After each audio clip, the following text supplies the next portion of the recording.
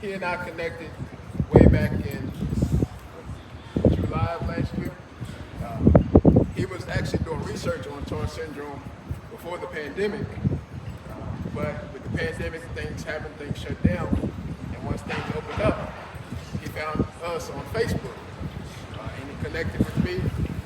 We've been working together for 7, 8 months now, maybe 9. And just to be able to connect with him and hear what he's had to say over the last several months has been amazing. And today he will be presenting us with some research that he has on TAR syndrome. And we'll be putting it up on the board so you can see. And at this time, if you can give a round of applause for Dr. Mao.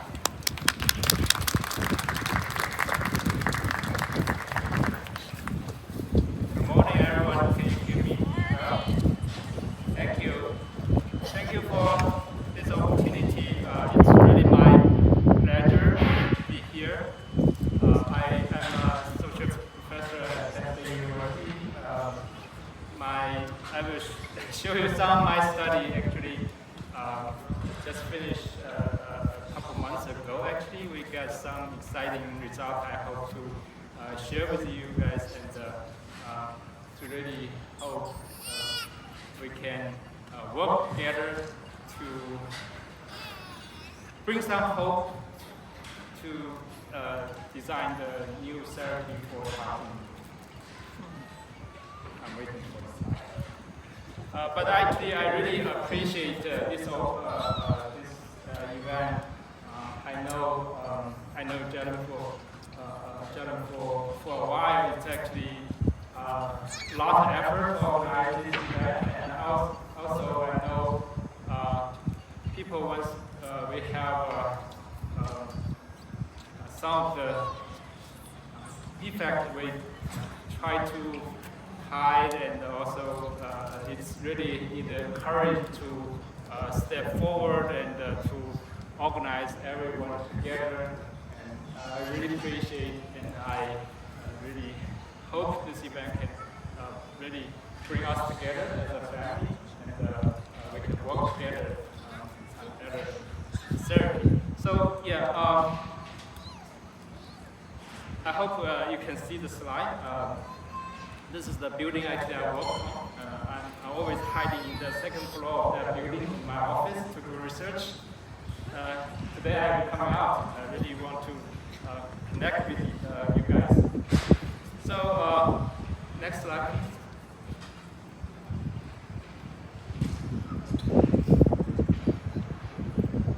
Next.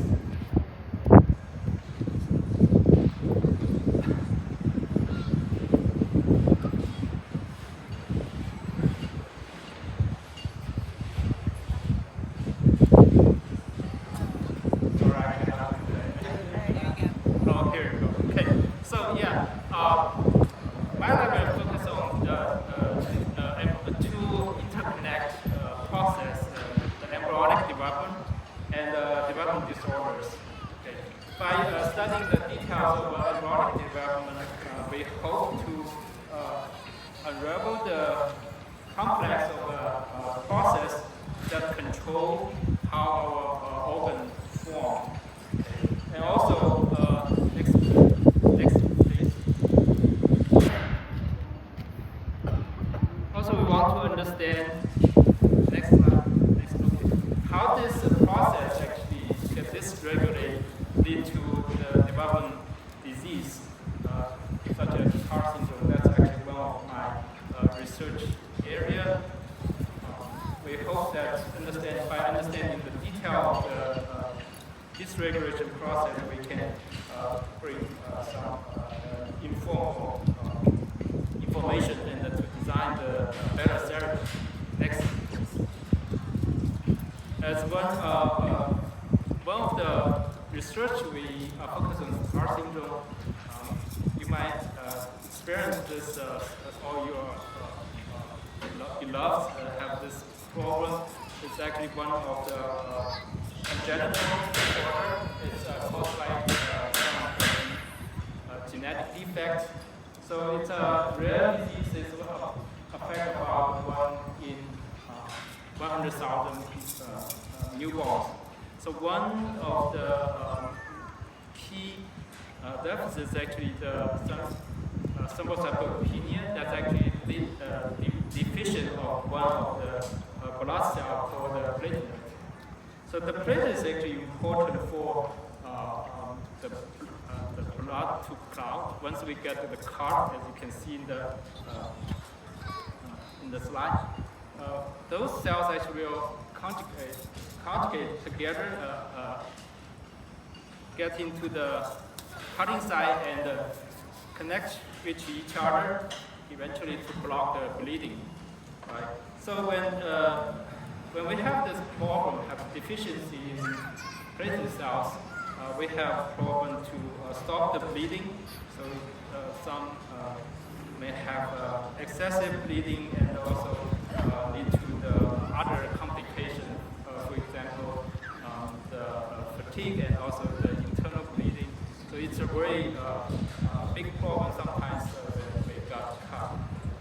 So the treatment is limited so far. We know some drug like cortisol actually can increase the platelet number, but that actually will also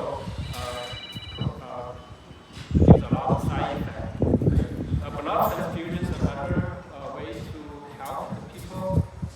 So we can get platelet transfusion that can alleviate some of the symptoms. Next slide. So next.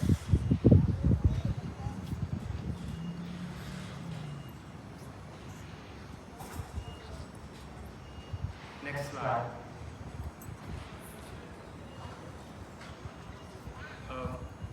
Another structure problem is the absence radius. So this is a lost one bone in our forelimb. Right?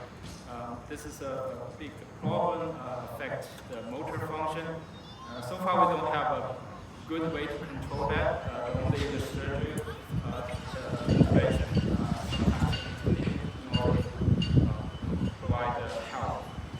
So other than these two symptoms, we also, some patients also have other defects in other bones, okay, like the skull defect, also some of the patients also experience the brain, the nervous system problem, so they have intellectual disability or other brain defects. So the problem actually is what's the cause and what's the how we can improve use the recent technology. So next slide.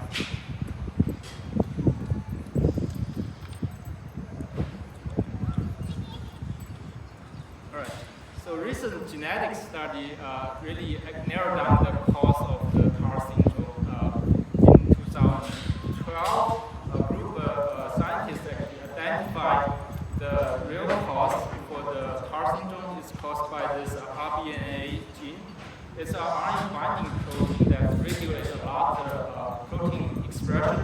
So the defect in this gene lead to reduce the protein level and then affect multiple process, eventually give rise to the symptoms we observe in the TAR syndrome. So how do we study this gene? Next slide. Since we know the effects, so my lab originally just studied the basic function of this gene. We are interested in how this gene regulates the development process. By this study, next slide, please. We now actually know this gene is actually quite important for the disease process. So how we can test this gene function? Next.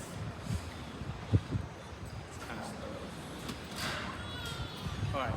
So can we use some animal model actually to study the gene function and the human disease?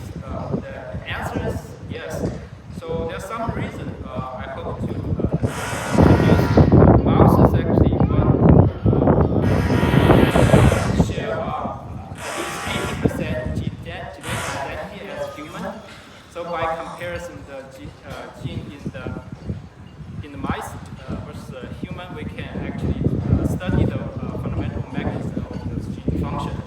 Another advantage is the mouse grow faster, and we can study the development process in a relatively short period of time, and we can look at multiple generations and then decide whether there's any therapeutic method we can block the third one is actually we can now have many tools to manipulate gene function in the mouse model. We can delete the gene and look at their function, or we can put the gene back to look at their development effect. In terms of Tourette syndrome, my lab generate RNA knockout mice, and then we can really study the function of this gene in the genetic development. So, next slide, please. Can we really see the similar phenotype in the mouse as our patient? Next. All right. Here's some pictures from our study. I specifically have deleted mice. Some of the pictures I really want to show, but my wife has mouse phobia, so she actually suggested maybe it's not a good idea to show the whole body. Okay, I just show the important part. So the first figure you can see in the left side, the left one is the normal mouse, the toe is big, and the right, in the first panel, the right one is the knockout mice. Actually, they have a smaller toe, right? And we can use the CT scan to really measure the skeletal structure. In the middle panel, I hope you can appreciate the upper one is normal, the right type for white type mouse, and the lower one is the knockout mice. So you can see the red arrow. You can tell that the body or the radius is too small. So we use that scanner to do this kind of research. The quantifications in the right bottom part of two figures. Next. So that actually show the mouse model already actually captures some of the effects in our patients. Next. Okay, we actually systematically measure all different bone effects. Here you can summary in this table. We measure the digit, that's actually the toe, and the radius, femur, and humerus, artery, and the skull, white, and the teeth. So in every aspect, most of them actually have defects in our mouse, and that's actually similar as a human. Right? So can we really use this, since we have this model, we want to test whether this also affects their motor function. Next.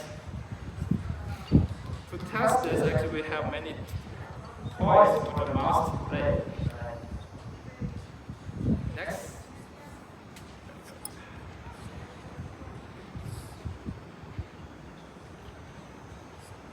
Next slide.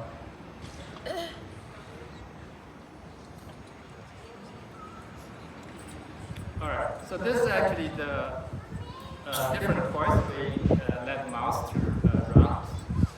The first one is actually we call the open field test. We basically put the mice in this open air arena. We have the computer track to look at the mouse, how they wandering around, and we can measure the distance they move and the speed they move, so that we can get overall information for their motor function. The second one is called graded walking. So basically it's a network. We can put mouse on the top, so they have to coordinate their foot in order to work on this difficult platform. So we measure how many missteps on the mice in order to assess their motor coordination. And in the middle part is we call the rotor rod test. So we put the mice in this rotating rod, and they have to use their forwarding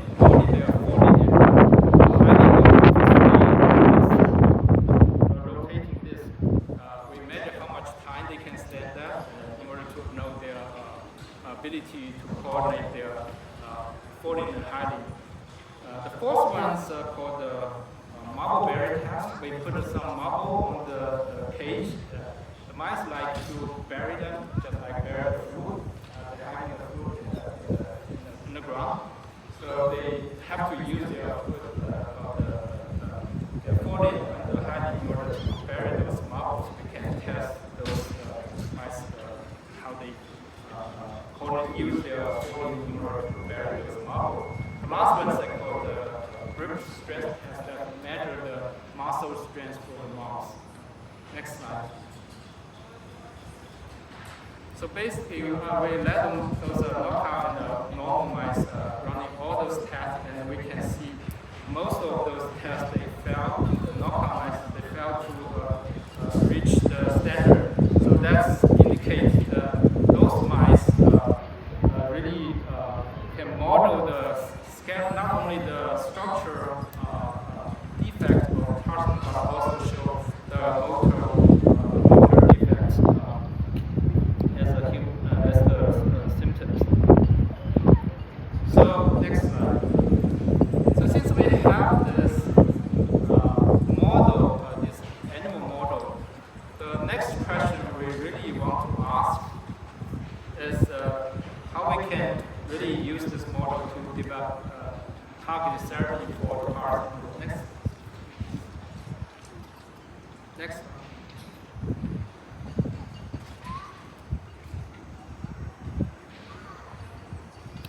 Yeah, that's the two key questions in my heart. Really, we study the animal model. Eventually, I hope those animal model can help patients, help people. So we really want to answer these two questions, whether we can develop targeted therapy for using this animal model for the patient. And also, another key question is whether those structural defects we observe in the animal can be reversed by gene therapy even after birth. Because the defects normally happen in the embryonic stage. After the animal bone can already detect those structural defects. If we really can reverse that defect in the postnatal stage, what we call the after birth, then that will be very beneficial for all patients. Next. So how do we do this? There's a gene therapy or gene replacement therapy we can use for monogenic disease. They call just like heart syndrome. That means actually the syndrome is only caused by one gene. So if we replace this mutated gene or this defect gene with a healthy copy gene, we can actually, hopefully we can reverse those defects or we observe, and eventually we can provide effective treatment. Next, please. So how do we do this? Next. So we basically have two ways to do the gene therapy. So one is actually direct delivery. In this way, we package the healthy wild type gene into a vector. Normally, they are the viral vector, that's a biosafe viral vector, and we can directly deliver those vectors into the human body, and even hopefully we can reinstate those genes, the wild type gene in the cell, and then we can see the effect. Another way is to use the we call the cell-based therapy. We can extract the cells or isolate the cell from a patient and then reintroduce the gene into the cell. After we confirm the expression of those genes in the cell, then we can reintroduce those cells back to the patient. So in this way, actually, we can confirm the gene expression in the cells in the experiment setting first before we transduce back to the patient. Next.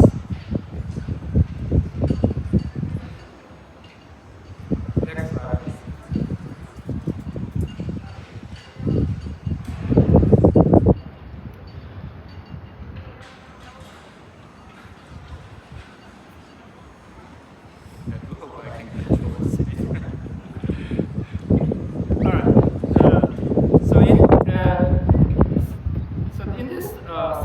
I list some of the FDA-approved gene therapy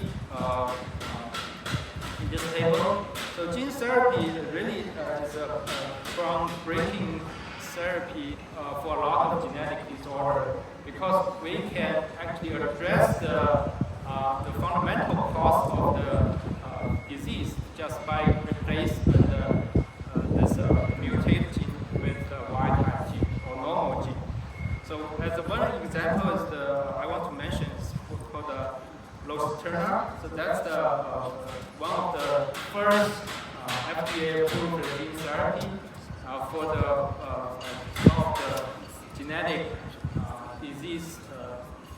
It's actually caused the blindness of the patient because one of the genes called the RBE65 is mutated. So this gene therapy, they express the normal RBE65 gene in the Elle-B vector and reintroduce that directly to the retina. And then those patients, because they are blind, they can actually, this therapy can increase their sensitivity to the light and that they can regain some vision. So that's actually very impressive. And with those successful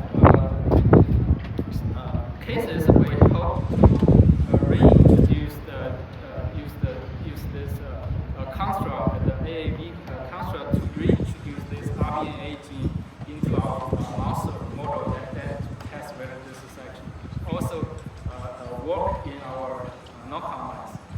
Next. So in this case, we already make the clone the gene, the human RBNA gene into the AAV vector and package into wires. Next.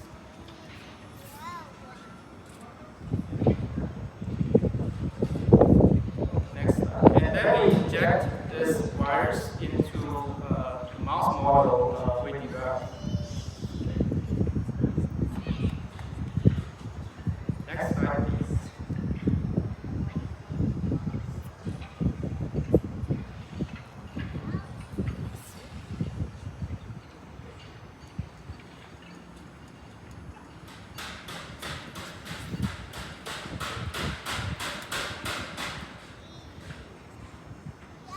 So basically, if you think about the similarity or difference between mouse and human, right now we are using human gene in place of the mouse gene.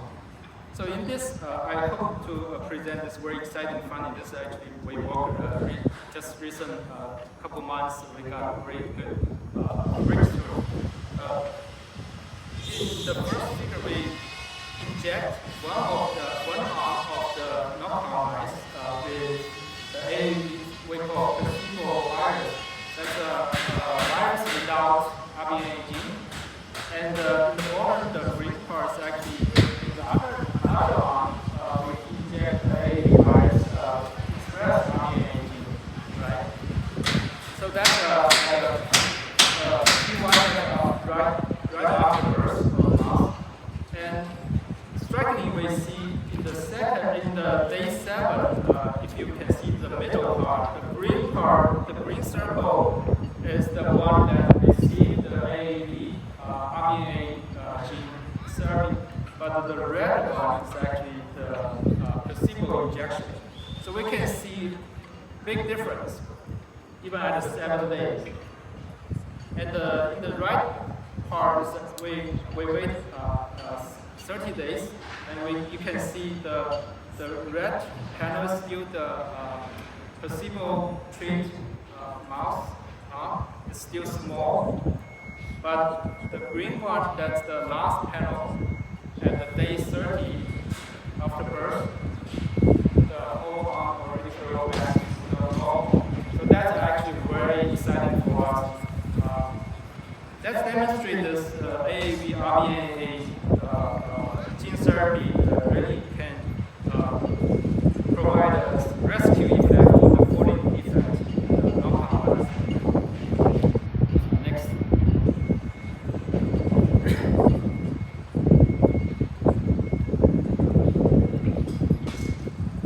Next slide, please. So we didn't stop there. We can see the functional or structural recovery. We continue to test whether the recovery arm really gain the function back. We test them in the grip stress test. So you can see the white bar is actually wild type mice without any defect. The middle one is the placebo-treated mice. They still have the defect, so they have also the reduced strength of the muscle. But once we treat with the AAV RBNA virus, that's the last part, we can see basically the muscle strength return to the normal level. So that's actually very exciting for us. It's promising data give us hope that this virus, this therapy could provide potential improvement for the knockout mice in the future for the patient. So here is the conclusion. We start with the basic research to look at the RBNA gene function in the molecular part, and we build up the mouse model, and now we move towards the gene therapy. Hopefully in the future we can close the circle to apply this strategy back to the patient for beneficial their health. Next.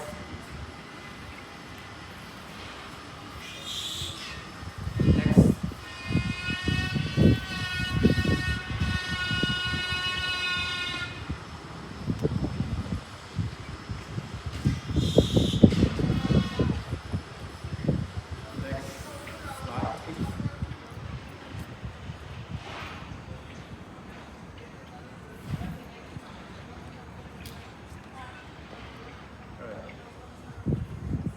Next slide.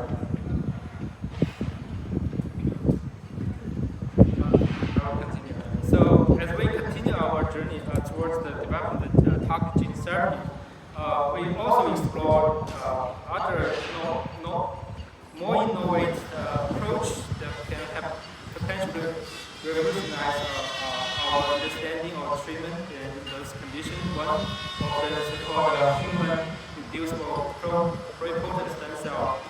This or iPS cell.